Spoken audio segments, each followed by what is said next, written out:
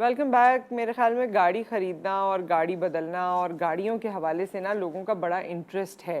ہمارے پاس مختلف کلبز بھی ہیں مختلف گاڑیوں کے اور پرانی گاڑیاں اور یہ وہ. لیکن پاکستان میں نا ہر چیز کی ریچ جیسے دور ہوتی جا رہی ہے, ایکسیسیبلٹی دور ہوتی جا رہی ہے, ویسے ہی شاید اب گاڑیاں بھی ہمارے لیے ایکسیسیبل ہونا آسان نہ رہے. اللہ نہ کرے لیکن ایسا محسوس ہوتا ہے کیونکہ ہمارا جو آٹو سیکٹر ہے اسے بہت ساری مشکلات کا سامنا ہے. اب اس وقت کا آٹو سیکٹر, آپ یہ کہیں گے, میں بھی یہی کہتی ہوں کہ جی آپ کو سڑک پہ تو بڑی گاڑیاں نظر آ رہی ہیں, ہر نئی گاڑی آپ کو نظر آتی ہے, امپورٹڈ گاڑیاں آپ کو نظر آتی ہیں, دنیا کی نایاب گاڑیاں جو کہیں کہیں ہوتی ہیں وہ آپ کو پاکستان میں نظر آتی ہیں, سڑکوں پہ نظر آتی ہیں.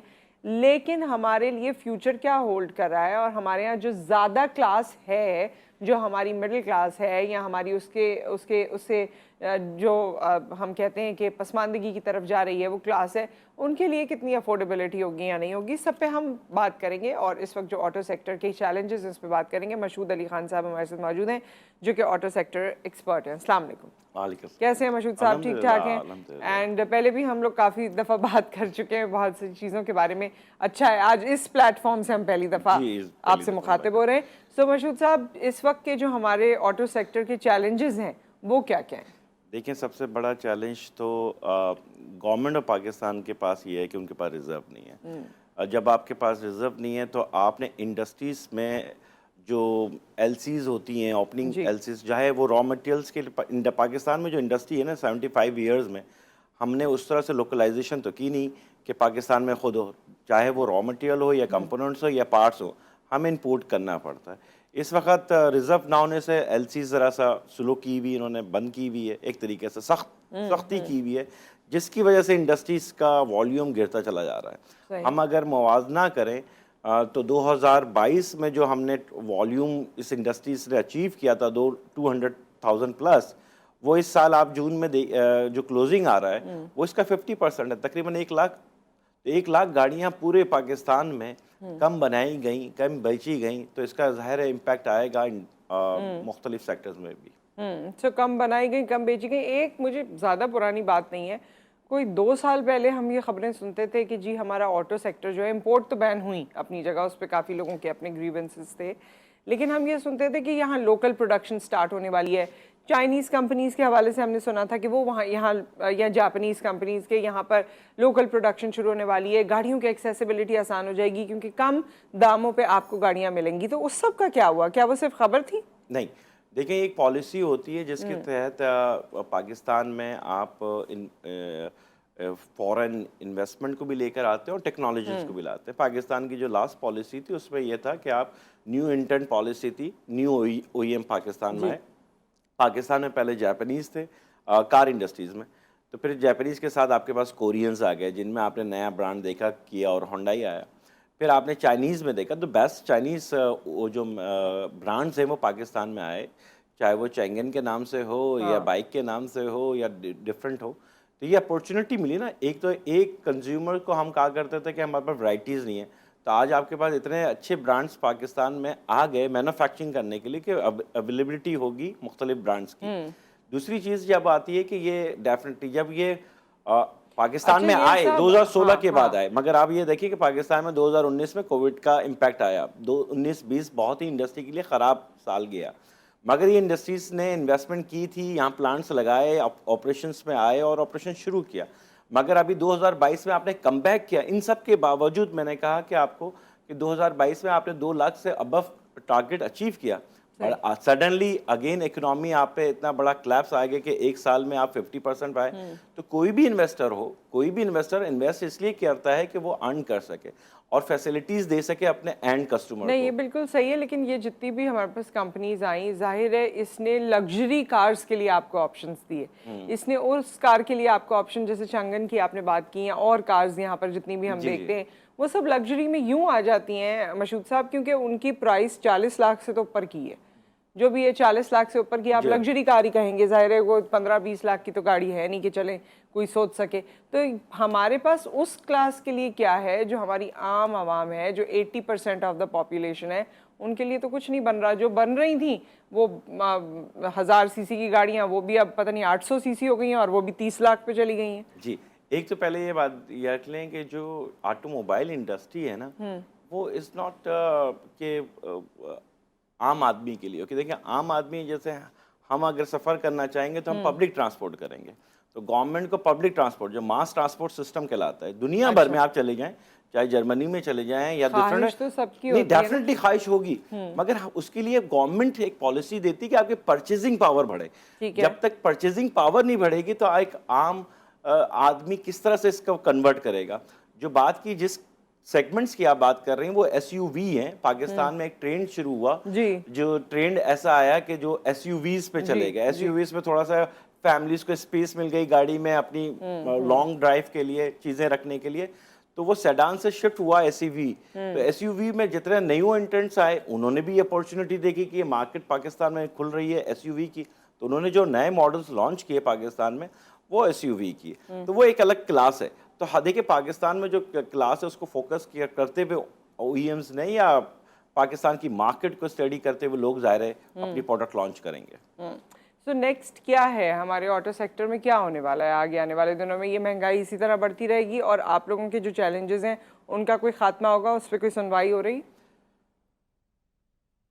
اس میں تو میں یہ کہہ سکتا ہوں, نہ مجھ میں طاقت کہوں تو کیا احوال, نہ اس میں سننے کی فرصت کہوں تو کس سے کہوں. تو گورنمنٹ نے اس وقت جو بجٹ آنے والے ہیں اس میں کسی بھی انڈسٹری کو اس طریقے سے آن بورڈ نہیں لیا کہ آپ کی پرائورٹیز کیا ہیں, کہ کس طرح سے آپ اکنامی کو ریوائول کریں گے. دیکھیں ہمیں بڑی ضرورت ہے گورنمنٹ کو کہ انڈسٹریلسٹ کو آن بورڈ لیں. جتنے بھی انڈسٹریز ہیں, چاہے وہ ٹیکسٹائل والے ہوں, کوئی بھی سیکٹر ہے, انڈسٹریلسٹ کو آن بورڈ لیجئے تاکہ آپ ایک پالیسی بنا سکیں. اس وقت جو میں کہتا ہوں فارن ریزرو کا ڈیفیسٹ ہے اس سے کہیں زیادہ ہمارا ٹرسٹ ڈیفیسٹ ہے. ہمیں اس ٹرسٹ ڈیفیسٹ کو کم کرنے کے لیے انڈسٹری کو آن بورڈ لینے کی ضرورت ہے, جس میں آپ کسی بھی سیکٹر کو, میں نے کہا کہ را مٹیریل پاکستان میں آپ کو امپورٹ کرنا ہے تو آپ سیکٹر وائز اپنا فوکس کریں تاکہ امپورٹ کو آپ نے جتنی سختی کرتے ہیں, ہمارے یہاں جو ماحول ہے جب آپ کوئی سختی کرتی ہیں نا تو آپ کے بیک ڈور سے کام شروع ہو جاتا ہے. تو اس کا الٹیمیٹلی نقصان گورنمنٹ آف پاکستان کا ہے کہ آپ ایل سی نہیں کھول رہی تو وہ کسی اور طریقے سے کسی اور چینل سے پاکستان میں امپورٹ کی جا رہی ہے اور وہ آئے گی, تو اس سے تکلیف کس کو ہوگی؟ گورنمنٹ آف پاکستان کو اور یہاں کے لوگوں کو. تو ہمارا سب سے پہلی پرائورٹی تو یہ ہونی چاہیے کہ ایل سیز کو ریویو کرنے کے لیے آپ ایزی پالیسی دیں, سیکٹر وائز کر دیں, ہر سیکٹر کو کوئی بجٹ دے دیں, کوئی ٹارگٹ دے دیں کہ اس وقت تک آپ کریں, اور انڈسٹری کو بورڈ کریں کہ اس اکنامی سے باہر نکلنے کے لیے ہمارے لیے کیا مل کے کام کیا جا سکتا ہے. اب آپ دیکھیے نا کہ ویسے آئی ڈونٹ نو, لیکن ہمارے پاس اگر ہم یہ گاڑیوں کی ہی بات کرتے ہیں تو ہمارے پاس جو آپ نے بیک ڈور کی بات کی اس میں این سی پی گاڑیاں بھی ہیں باقاعدہ, وہ تو انڈسٹری لے کے چل رہے ہیں, سوشل میڈیا پہ اس کے بارے میں باتیں کر رہے ہیں. تو یہ بھی ہے بیک ڈور, تو یہ بھی ہے کہ لوگوں نے جہاں ڈیوٹیز بڑھی ہیں, جہاں چیزیں ہوئیں, وہاں پر آپ کے پاس یہ والے آپشنز اویلیبل ہو گئے. بے شک تو یہ اس کے لیے پھر آپ کو یہ تو بالکل صحیح ہے کہ حکومت کو اس وقت توجہ دینی چاہیے جو وہ نہیں دے رہے, لیکن لوگوں کے لیے کیا سوچا جا رہا ہے؟ آپ جتنے مینوفیکچررز ہیں, پروڈیوسرز ہیں, یا جتنے لوگ مارکیٹ کر رہے ہیں, باہر کا برانڈ آپ کے پاس ہے, کیا آپ لوگوں نے کوئی لایا ہے اس حوالے سے سوچا ہے کہ آنے والے دنوں میں ہم اس چیز کو اس طرح سے سارٹ آؤٹ کریں گے؟ دیکھیں اس وقت جو کرنٹ سینیریو ہے نا, اس وقت تو آٹو سیکٹر جو پارٹس مینوفیکچررز ہیں یا ڈفرینٹ لوگ ہیں ان کی جو سروائیول کی بات ہے. میں آپ کو بتا رہا ہوں کہ 2 لاکھ سے زیادہ کا ٹارگٹ 2022 جون میں ختم ہوا, اور یہ جون 2023 میں آپ 1,10,000 کی گاڑیاں بنائیں گے, بہت بڑا ہے. اور جو یہ 2023 چل رہا ہے اس میں 4 مہینے میں آپ نے 20,000 گاڑیاں بنائی, یعنی کہ 8 مہینے میں آپ کتنا زور لگا کے پروڈیوس کر دیں گے؟ 50,000 70,000 کا والیوم. آپ کو میں یہاں پہ یہ یاد دہانی کراؤں کہ 2003 میں پاکستان میں کار مینوفیکچر کا وہ جو والیوم تھا وہ 67 اور 70,000 کے لگ بھگ تھا. آج آپ 2023 یعنی میں 20 سال پیچھے چلے جائیں, آپ اس والیوم میں واپس آ گئے, تو آپ آگے گرو نہیں کر گئے, آپ بیک گئے. اب 2003 میں اس وقت آپ کی الیکٹریسٹی کیا تھی؟ 6.5 روپے یونٹ تھی, آج 40 روپے یونٹ ہے. اس وقت ڈالر کیا تھا آپ کا؟ 60 روپے کا تھا, آج آپ کا 300 پلس ہے. آپ کا پیٹرول اس وقت 80 روپے کے لگ بھگ تھا, آج آپ کا 270 روپے. تو وہ جو والیوم تو آپ دے رہے ہیں 20 سال پرانا 2003 کا یا 70,000 کے والیوم میں, کیا یہ انڈسٹری سروائیو کر پائے گی؟ تو اس وقت جو انڈسٹری کے لیے ہے کہ وہ اپنی کٹ ڈاؤن کرے کاسٹ. ادروائز یہ جو انڈسٹریلسٹ ہیں, میرا یہ ماننا ہے, کیونکہ دیکھیں جب آپ گرو کرتے ہیں نا تو بہت سی چیزیں لیتے ہیں ہم, بینک سے فیسلٹیز لیتے ہیں, بینک سے کچھ لونز لے لیتے ہیں. اس وقت لون کو پے بیک کرنے کا انٹرسٹ ریٹ آپ کا 24% ہے، تو وہ سروائیو نہیں کر پائیں گے، چاہے وہ لارج اسکیل والے ہوں یا اسمال انٹرپرائز۔ یہ پچھلے ایک سال آپ نے دیکھ لیا کہ بہت کرائسس سے گیا۔ اگر یہ میں اللہ نہ کرے، اگر میں جو ایکسپیکٹ کر رہا ہوں کہ 70,000 کا والیوم ہوگا، اس میں ایس ایم ایز، آپ مینوفیکچررز، ہم انمپلائمنٹس کی بات کرتے رہے ہیں ہم پلیٹ فارم میں کہ انڈسٹری سے انمپلائمنٹ ہو رہی ہے، اس انڈسٹری سے انٹرپرینیورز کو ختم ہوتے ہوئے دیکھ رہا ہوں۔ ختم ہوتے ہوئے تو ظاہر ہے جابز بھی ختم ہو جائیں گی، انڈسٹری بھی ختم ہو جائے گی، اور اس کا ایڈورس ایفیکٹ اکانومی پہ پڑے گا، جو ہماری پوری معیشت ہے وہ خراب ہوگی۔ ظاہر ہے اس میں جو آپ کا انپٹ ہے، آپ انڈسٹریلسٹ کو نہیں پیدا کر پاتے، مگر جو انڈسٹریز ایگزسٹ کر رہے ہیں اگر وہ کسی طریقے پر ڈیفالٹ کر جاتے ہیں یا وہ کرائسس پہ چلے جاتے ہیں، آپ دوبارہ کہاں پیدا کر پائیں گے؟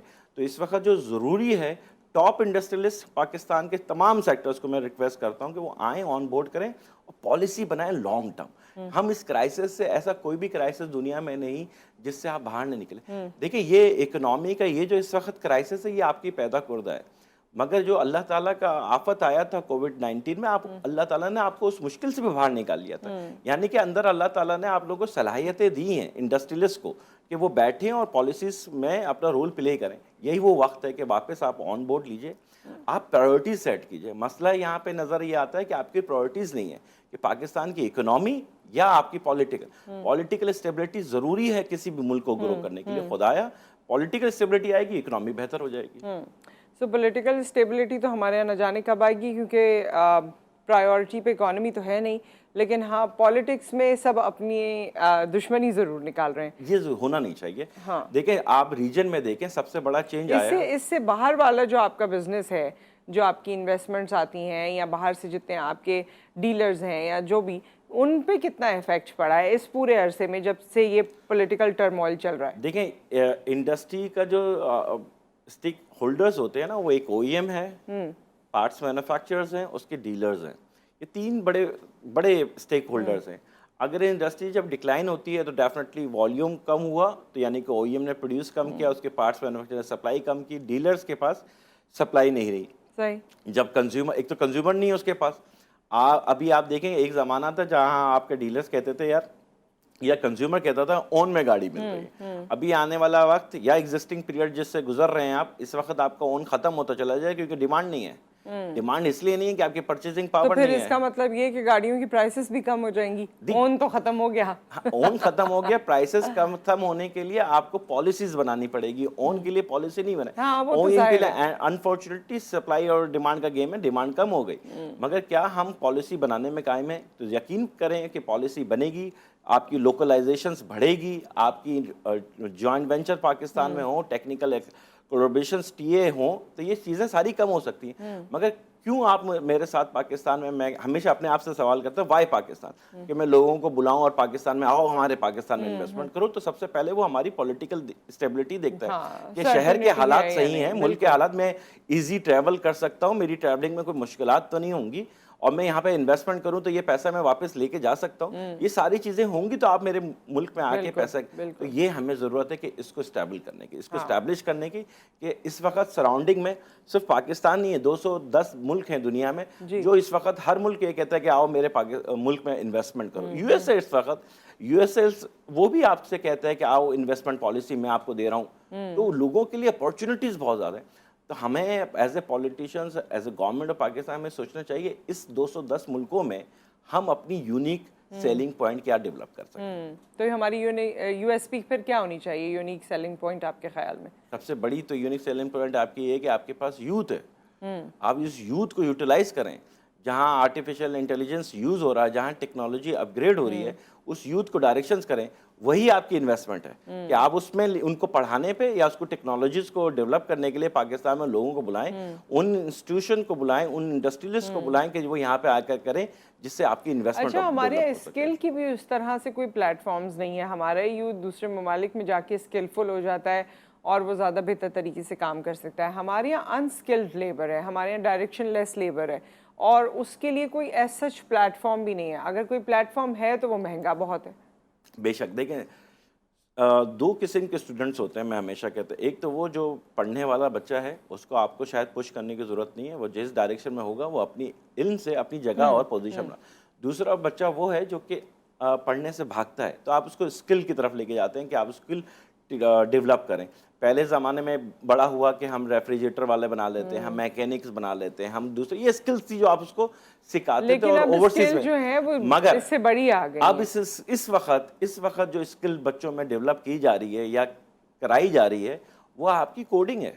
آپ دیکھیں بڑے بڑے انسٹیٹیوٹس ہیں جو یہاں پہ بڑے ویلفیئر کے بھی, وہ ان بچوں کو پک کر کے ان کو پڑھایا جا رہا ہے. وہ بچہ اگر اس انسٹیٹیوشن سے کوڈنگ سیکھتا ہے تو اس کی اچھی سیل بھی ہوتی ہے مارکیٹ میں, اور اس کی اسکل بھی ڈیولپ ہوتی ہے, اور اس کی ڈیمانڈ ورلڈ میں ہے. تو آپ کو اس طرف ڈائریکشن دینی کہ آپ کو اپنی یوتھ کو اس طرف لگائیں جہاں آپ اس کو اسکل سکھا سکیں. بلکہ میں نے سنا کہ پائتھن اگر آپ جو کہ لینگویج ہے اگر آپ لرن کر لیتے ہیں تو آپ کی بہت اچھی سیلری ہوتی ہے اور آپ اسے ارن کر سکتے ہیں. اس کے لیے آپ کو وہ انسٹیٹیوشن چاہیے کہ جس کی نالج ہو, کہ وہ اچھی فیکلٹی رکھتا ہو اور وہ ڈائریکشنز ہو کہ اس بچے کو لے کے ہم کہاں جائیں گے, کہاں لے کے بھاگیں گے. تو اس کے لیے آپ کو چاہیے کہ آپ اور اب دنیا چینج ہو رہی ہے, so there are so many varied options جو کہ آپ کو سوشل میڈیا یا اس کی کنیکٹیوٹی سے مل سکتے ہیں.